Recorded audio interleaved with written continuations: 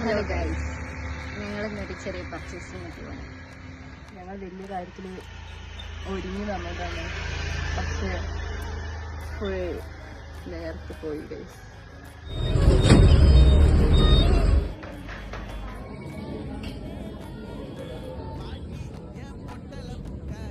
ഞങ്ങൾ ഫാമിലി കയറി.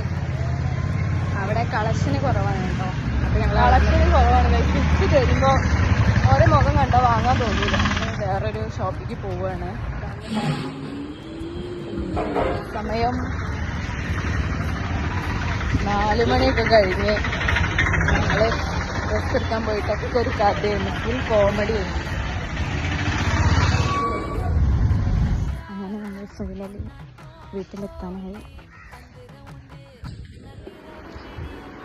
വീട്ടിലെത്തി.